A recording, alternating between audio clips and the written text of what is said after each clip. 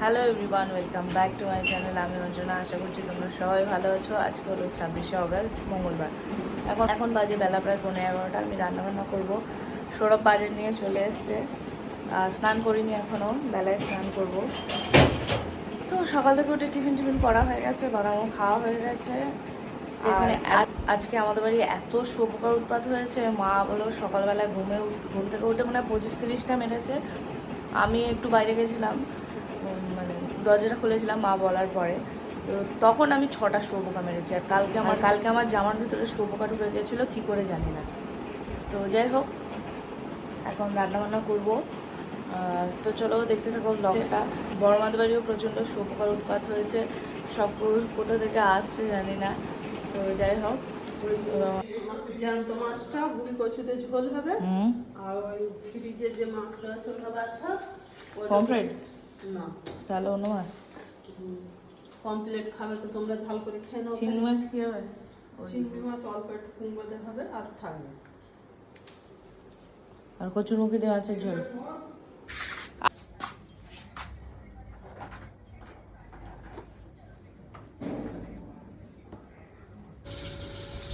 Pomfret মাছটা ঝাল করবো।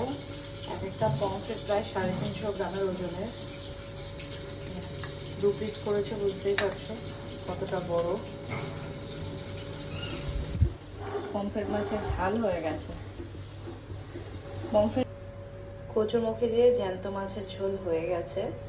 আর এখন হবে কুমড়ো চিংড়ি। এখানে কুমড়ো আলু কাটা রয়েছে, ধুয়েও রেখেছি। আর এই হচ্ছে চিংড়ি। কিছুটা চিংড়ি মাছ দিয়েছি আর কিছুটা রেখে দিয়েছি ফ্রিজে।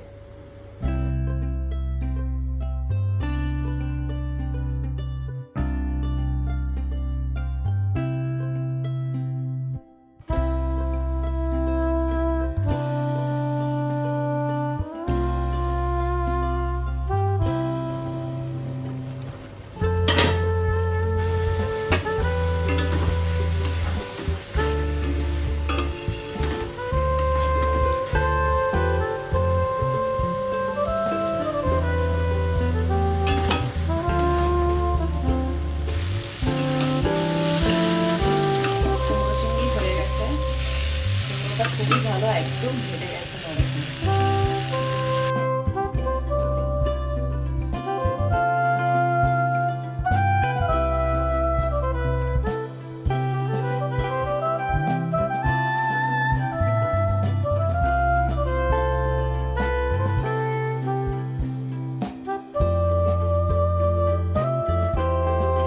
যাই হোক, আমি এখন জলে ভিজিয়ে রেখেছি, আধ ঘন্টা থাকবে, তারপরে খাবো। কারণ সবাই বলে যে আঙুরের সব থেকে বেশি মানে কীটনাশক মেশায়। তো আর এই লাল আঙুরের খোসা যেহেতু মোটা, খোসা ফেলে দেবো। এর ভিতরে আবার দানাও আছে। আপাতত ভেজানো থাক আধ ঘন্টা।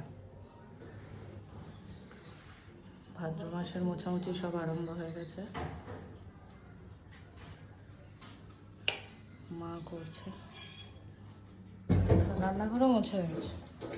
রান্নাঘরও মোছা হয়ে গেছে। হ্যাঁ, গরম ছিল। এমনি দেরি হচ্ছে, একবার জল দিয়ে মুছছি, একবার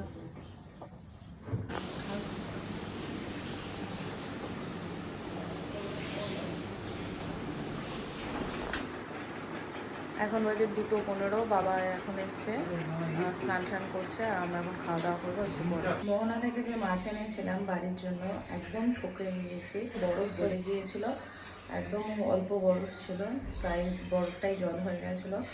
আর দ্বিতীয়ত মাছ মানে বরফ গলে যাওয়ার জন্য পচে গেছে, নাকি পচাই ছিল, ওরা 2 নম্বরই করে দিয়ে দিয়েছে। মাছ সবসময় শক্তই থাকে, যদিও আকাশ বেছে নিয়েছিল, তাও এরকম হয়েছে, জানি না কেন। ইলিশ মাছটা পচা ছিল না, কিন্তু ইলিশ মাছটা কোনো টেস্ট ছিল না। বড় খেতে ভালো, সবই ঠিক আছে, কিন্তু কোনো টেস্ট নেই। আর পমফ্রেট মাছটা পুরোই পচা, খেতেই পারিনি একটু, পুরো লস, টাকা বরবাদ।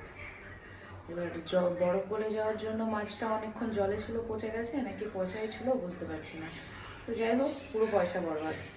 কিন্তু দীঘার প্রথম দিনে আমরা যে মোহনা থেকে পমফ্রেট মাছগুলো কিনেছিলাম খাওয়ার জন্য, সেগুলো বেশ ভালো ছিল, একটু কোনো সমস্যা ছিল না। কিন্তু যেগুলো বাড়ি আনলাম পুরো সমস্যা। এখন সন্ধে প্রায় 6টা। এখন মা আসছে, আমি মাকে নিয়ে ডাক্তার দেখাতে যাবো। দেখি এমআরআই রিপোর্টগুলোতে কী আসে। মনে হচ্ছে না রিপোর্ট ভালো এসছে। তো যাই হোক, দেখা যাক ডাক্তারে কি বলে। সমস্যা তো রয়েইছে, নার্ভ ড্যামেজ রয়েছে। এবার কতটা কী বা কী করলে ঠিক হবে সেটাই দেখার। মানে ভগবান সত্যি কি পরিস্থিতিতে ফেলে মানুষকে, মানুষের জ্বালার শেষ নেই, একটার পরে একটা। প্রথমে আমার দিদা, তারপর আমার ঠাকুমা, এখন আমার মা। আর আমার মনে একটা মানে আতঙ্ক বলা যায়, কেউ একটু অসুস্থ হলেই আমার ওই ভয়টা ফিরে আসে। দিদার বেলায় তো দিদা মারা যাওয়ার পরে ওই ভয়টা, আমার ঠাকুমা যখন অসুস্থ হয়েছিল তখন ওই ভয়টা লাগতো যে দিদা ওরকম অসুস্থ হলো, তারপরে চলে গেল কিছু মাস পর। ঠাকুমার বেলাতেও দেখলাম তাই হলো। তো যাই হোক, একটু ভয় লাগে। আর এবার ভয় থেকে বড় কথা, মানুষের যে ভোগে এটা অনেক কষ্টের। আজ টাকা পয়সার দিক থেকেও মানুষ শেষ হয়ে যায়, নিজেও শেষ হয়ে যায়, পেরে ওঠা যায় না কোনো দিকে সামলে। যাই হোক, আশা করছি ভালো হবে, সুস্থ হয়ে যাবে মা তাড়াতাড়ি। তো যাই হোক, এখন নিয়ে যাই, মা আসছে বললো, বেরিয়ে পড়েছে, তো 10 মিনিটে পৌঁছে যাবে। তো চলো এখন যাই।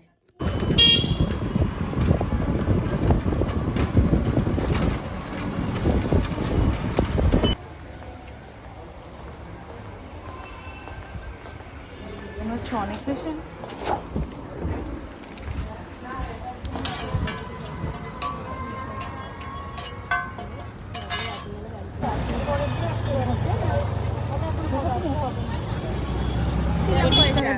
আমি দিয়েছি তো, তুমি তোমার হাতে আস্তে আস্তে চলো। তো এখন বাজে 10টা 15, আমি বাড়ি এসে রুটি করে নিয়েছি। আসতে ডাক্তার দেখিয়ে ফিরতে ফিরতে 8টা 10-15 হয়ে গেছিলো। আবার আসার পথে পিসির বাড়ি গেলাম একটু, তো ওখানে থেকে ফিরতে 9:30 হয়ে গেছে। এখন শুধু রুটি করেছি, আর তরকারিপত্র তো সব রয়েইছে। আবার ডিম ভাজা খাবে বলে আবার সব ডিম এনেছে। তো বাবা আসুক একটু পরে ডিম ভাজবো, গরম গরম খাবে তখন।